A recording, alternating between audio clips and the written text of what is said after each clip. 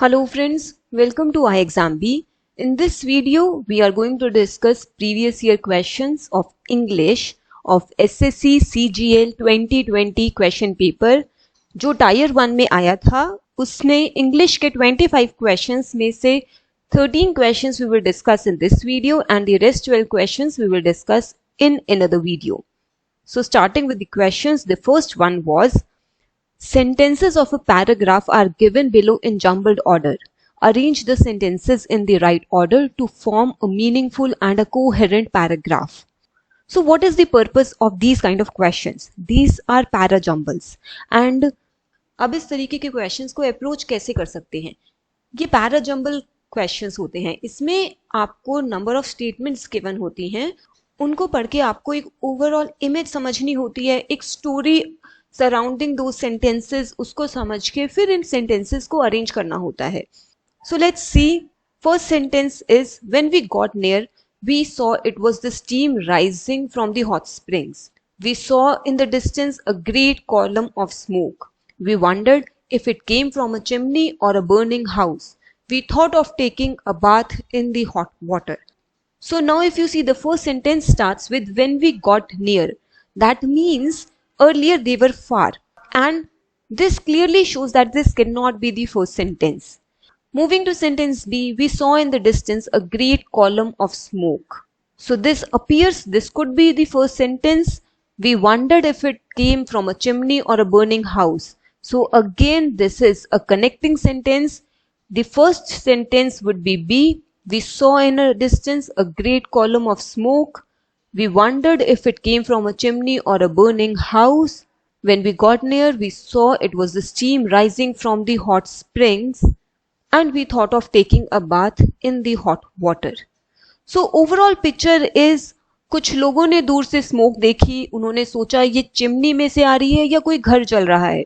They went near, they saw जो steam है वो हॉट वाटर हॉट स्प्रिंग्स में से आ रही है, and then they decided, they thought that they can take a bath in that hot water. So this is the way आपको एक पूरा पिक्चर सभी स्टेटमेंट्स को एक बार पढ़ के आपको ये देखना होगा, समझना होगा what is the story surrounding it, what is the bigger picture surrounding those sentence. So the correct answer here is B, C, A, D. Moving to question number 2. The following sentence has been divided into parts. One of them contains an error. Select the part that contains the error from the given options. So what is the statement? You must avoid riding in a crowded bus or traveling in a metro during rush hour, as both are quite unpleasant experiences. So reading each part of the statement, you'll have to identify the error. The error could be grammatical, the error could be in spelling, the error could be in the use of any verb or noun. So here if you see, you must avoid riding in a crowded bus or traveling in a metro during rush hour, as both are quite unpleasant experiences. The correct answer here is C. अब ये क्यों correct है? Look at the spelling of the word quiet. The actual word that should have been used here is quiet. If you see at the meaning, quiet means making very little noise, and quiet means a little or a lot, but not completely to a certain degree. Now if you go back to your sentence, you must avoid riding in a crowded bus or traveling in a metro during rush hour, as both are quiet. That means they are a little or a lot, but not completely unpleasant experiences. Here this term that is being used is wrong. Moving to next question. Select the most appropriate synonym of the given word, and the given word is generic. What does generic means? First of all, the correct answer is D, universal. Now we will look at the meaning of all these words. The first word generic means relating to or shared by a whole group of similar things. That means there is a whole group of similar things. They are not specific to any particular thing. And when you look at the word specific, that means it is particular, it is not general, while generic refers to general things. Precise means exact or particular. Definite means not vague or general. It is fixed, precise or exact. And we have to find the synonym. Universal means including or covering all or a whole collectively, so we can find a similar meaning in universal and generic. Moving to next question, select the most appropriate option to fill in the blank. Work and domestic dash made Kajal short-tempered. The correct answer here is option A, pressures. And what does this stand for? That means there is a lot of work pressure, there is a lot of domestic pressure, which has made Kajal short-tempered. The words gravities, weights and forces cannot be used in the statement. Question number 5 is, select the most appropriate meaning of the given idiom. Raise the bar. And what do you understand by the word? So here the meaning of this idiom is to set higher goals. Raise the bar means setting higher goals. If I give you an example over here, suppose A is a person, and as A was getting accustomed to any job, his manager raised the bar and he had to perform even better. The manager raised the goals which he has to achieve, and at the end of the day, the manager raised the bar, and so he had to work more, he had to perform even better. Question 6 is, select the option that can be used as a one-word substitute for the given group of words. A herd or flock of animals being driven in a body. The correct answer is drove. And when they are being driven in a body from one place to another, then we can easily understand the term could be drove. If we look at the other terms, crowd means a large number of people in one place. Cluster means a group of similar things that are close together, or sometimes they are surrounding something. So there is a band performing and there is a cluster of people surrounding that band, surrounding that person who is performing music on the road, or any cluster of people. We can talk about cluster of houses present in any locality. What is throng? Throng is a group or a large group of people or animals. They are crowded or gathered closely together. The terms crowd and throng kind of sound similar over here, and there are certain specific places where they can be used. Moving on to question number 7, the following sentence has been split into 4 segments. Identify the segment that contains a grammatical error. Had you not reached in time, we will have lost our lives. So if you are aware of this conditional statement, had you not reached in time, we will have lost our lives, you would easily identify the error. The error is in sentence we will have, because the correct form is we would have. So what are these conditional sentences? These are basically shortened conditional sentences. They have been shortened down, and there are 2 types in it. First is past unreal situations. Let's take our sentence over here. Had you not reached in time, we would have lost our lives. And this is another way of saying that if you had not reached in time, we would have lost our lives. The second type of shortened conditional statements are present or future unreal situations, unreal sentences. And there are 2 types under this. We have talked about present or future. So let's take the first example. Should I see him, I will give him the message. Another way of saying is, if I should see him, I'll give him the message. Next sentence, should he call you, I also want to speak to him. Another way of saying this, if he should call you, I also want to speak to him. So these are the ways by which these shortened conditional sentences are formed in present or future sentences. Other than should, no other term is used in these kind of sentences. So you won't find conditional sentences other than should, and past sentences usually start with had in shortened conditional sentences. Moving to next question, select the most appropriate meaning of the given idiom, bang for the buck. The correct answer here is more value for money. And how this is the answer? Let's understand what does bang for the buck means. Usually buck means money. And when we talk about bang, that is usually excitement. The term means excitement.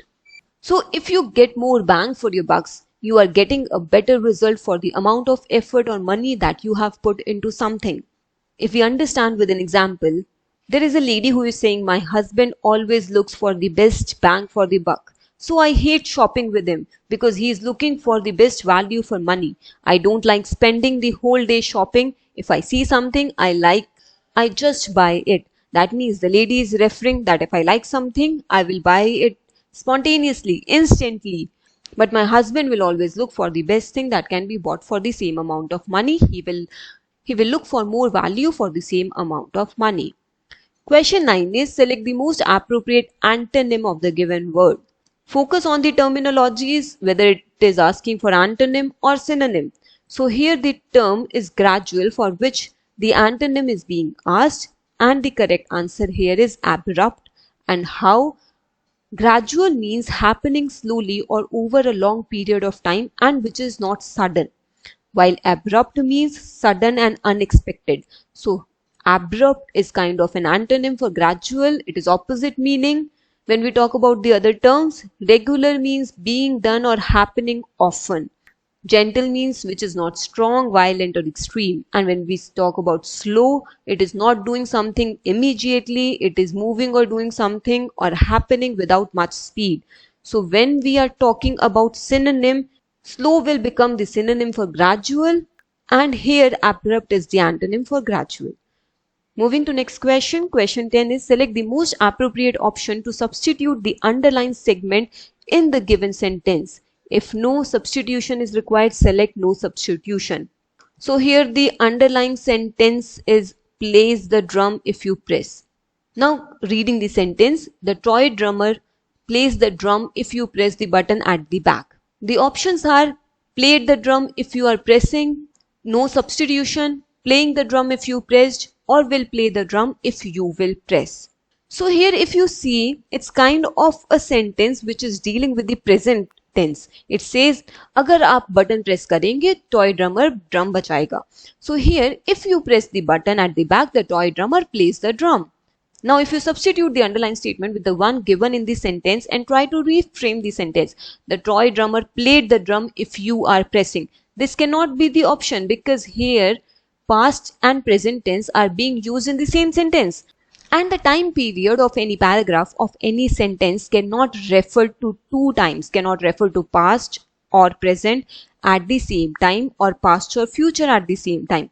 So here played refers to a past tense and are pressing refers to a continuous present tense. So these cannot be used in the same sentence.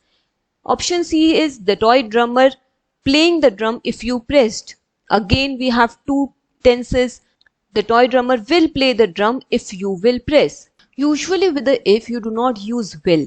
So here even if you want to use the option D, it should be as if the toy drummer will play the drum if you press the button at the back. So here the correct answer is B, no substitution.